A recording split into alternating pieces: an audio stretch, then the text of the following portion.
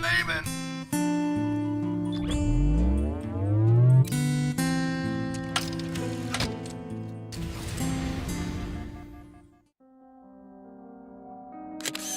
Siempre he sido una persona a la cual le han gustado los insectos, de forma no irónica.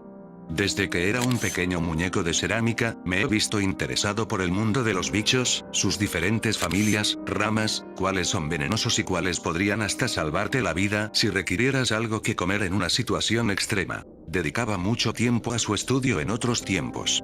Cosa que terminó desapareciendo de mi vida por alguna razón. Cosas que pasan. Y es que si nos fijamos bien, los insectos, que cumplen con tareas muy importantes en la cadena alimenticia del mundo, y ni hablar de lo que contribuyen a nuestra simple existencia. A pesar de eso, los bichos son tratados como eso, bichos. Ya sea en brigadas del espacio, Starship Troopers para los puristas.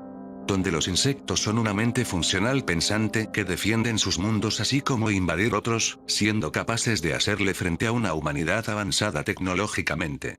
Son retratados como lo que son en el mundo animal, seres que luchan por una colonia, por el bien de esta y la destrucción de cualquiera que se interponga en su camino por sobrevivir. No por nada se suele comparar al ser humano en sus actitudes bélicas con las que muchas especies de hormigas. Ambas razas van a la guerra. Por el otro lado, solemos ver como las arañas siempre serán un ejemplo de miedo, seres dañinos que cazan indiscriminadamente. Lo vemos en Harry Potter, La niebla de Stephen King, El Señor de los Anillos, y la lista sigue y sigue sin importar qué. Hasta yo recuerdo que la mejor escena a mi consideración y la que generaba un miedo real en mí al ver películas como King Kong de Peter Jackson era la escena del abismo donde bichos se lanzaban en hordas contra los personajes. Yo mismo he llegado a escribir a estas criaturas, con todo lo posible, seres sin mente pensante que se alimentan en base a lo mejor de la colonia, en su propia supervivencia y en seguir existiendo. Dotadas de cientos de habilidades que la evolución en miles de años les proporcionó. Son a mi parecer, seres exquisitos que pueden darte horas y horas de conocimiento y entretenimiento, uno que otro dato interesante y la sensación de que, si no hubiéramos desarrollado nuestra mente con el tiempo, estaríamos ahora escapando de bichos gigantes que no dan cuartel. Hoy revisaremos una historia más de terror con Yello, ¿superará las expectativas? Vamos a ello. Comenzamos la historia con Ñoño y el chavo hablando en el patio. El chavo le cuenta que veía a una chica y que ella lo invitó a su casa para ayudarle con un asunto. Tenemos un flashback de eso, resulta que la mujer es doña Clotilde, quien le pide un favor de sacar a una criatura sucia que se metió a su casa y que ella no puede sacar por asco. Cosa similar a lo que pasa ahora en Europa con la inmigración, a cambio de 2 tortas de jamón, sin decir insultos ni nada, no como otros que hacen que los personajes hablen como verduleros.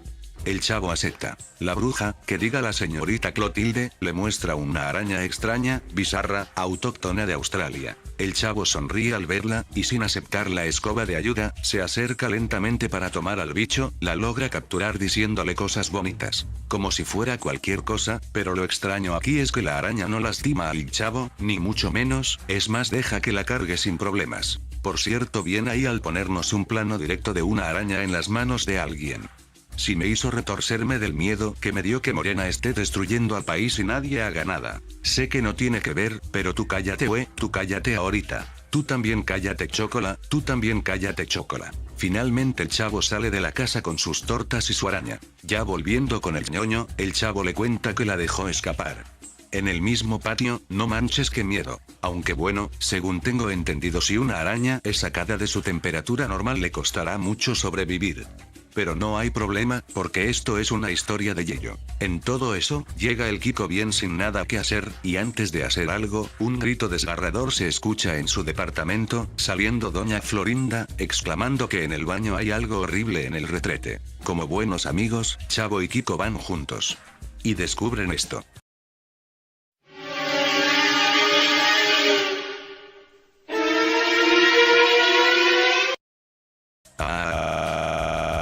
No por Dios, lleven a los niños atrás, voy por la escopeta. El chavo no tiene problema en tomarla y darle un beso.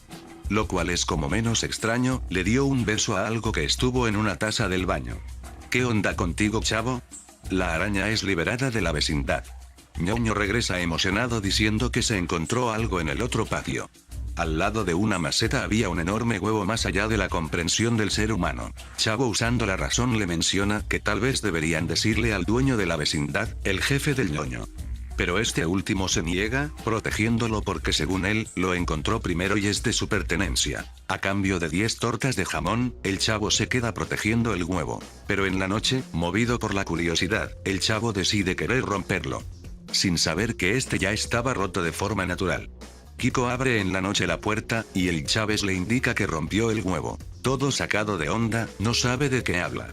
El Kiko y Chavo, todos sorprendidos, salen viendo a Don Ramón, que impresionado escuchó todo. De la nada uno de ellos comenta que esto es la manifestación del Mothman. ¿Qué? ¿Y cómo llegaste a esa conclusión? Pudo ser otra cosa. Pasa una semana. Tenemos a doña Florinda secando su ropa, con un líquido extraño y ácido en una de sus prendas. Con Don Ramón habla de que han escuchado arañazos y pataleos en los techos de sus casas. En un parque cercano, el trío de chicos habla sobre el huevo. Deciden decirle que hay un bicho que se escapó del huevo. Por cuestiones del guión, doña Florinda, Don Ramón y doña Clotilde se van un fin de semana a un retiro espiritual, sin dejarles comida, agua o cosas por el estilo a niños de 9 años. Como que muy con calzador, ¿no creen? En la casa de Don Ramón los tres siguen hablando del bicho, ya que Kiko es el más razonable al no creer que exista un ser así. Chilindrina propone un juego de invocación, así normal, lo que hacíamos cuando no existía el internet y el Xbox. Algo curioso que pasa aquí es que se presenta el departamento del Chavo, el número 8, ese que casi nadie recuerda que existe. Al entrar todos, ven una cosa, un nido enorme en una esquina de la casa. Ya en el patio de la vecindad, hacen el ritual, y me empezó a dar un miedo tan horrible que quería irme mejor a ver una audioserie, al menos ahí no me espantan. En el ritual, Kiko siente que alguien le tocó el hombro. Diciendo una palabrota, ven al monstruo. No se escucha como un fantasma y creen que invocaron a un demonio.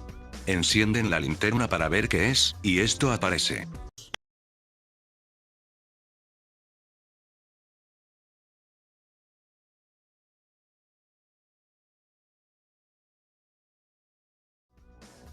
Ay Dios, qué miedo, mejor me voy. Pasa la noche, y el ñoño le pega al Chavo por no cuidar el huevo. Pero el insecto que se cultivó en la noche le devuelve el gesto, dejándolo sin cabeza, acabando así la historia.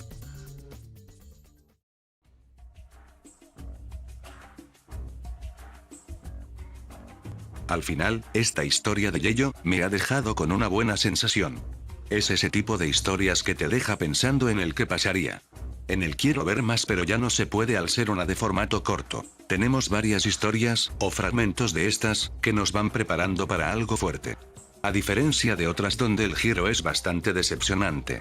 Aquí, como en otras más de las escritas por el autor, se maneja una tensión creciente, historias como la de la pequeña araña que va de un lado a otro, el huevo de gran tamaño, el juego en el patio y demás, nos dejan con esa sensación de que algo malo pasará en cualquier momento. Para nuestra fortuna sí es así, dejando para el final la muerte de ñoño, por parte del bicho, que como vimos en toda la historia, protegió a la única persona que nunca les hizo nada a los suyos. Aún con todo esto, no me puedo limitar en esta ocasión al comentar que esta historia pudo ser un poco mejor si se enfocaban en un solo tema, ya sea el huevo, el nido en el departamento 8, o la araña meramente. Se hacen menciones a críptidos y demás criaturas como el Mothman, pero se queda ahí. A diferencia de otras historias que hemos revisado, aquí como siempre en Yello, es necesario prestar atención a la pantalla, para saber qué pasa en todo momento y inmiscuirse más en la experiencia. Siento que, de haberse enfocado en una historia meramente, pudo haber llegado a un sentido más alto de incomodidad, caso similar como con Orlando, donde solo su existencia ya era aterradora de por sí. Hay demás cosas que no me terminan de convencer del todo, como el retiro espiritual de los 3 padres y habitantes de la vecindad, solamente para dejar solos a los chicos.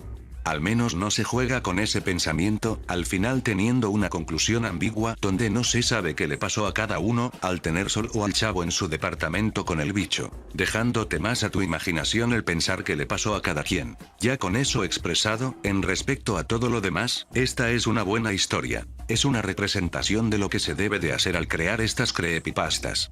No solamente el meter personajes que no son tuyos a hacer cosas que nunca harían.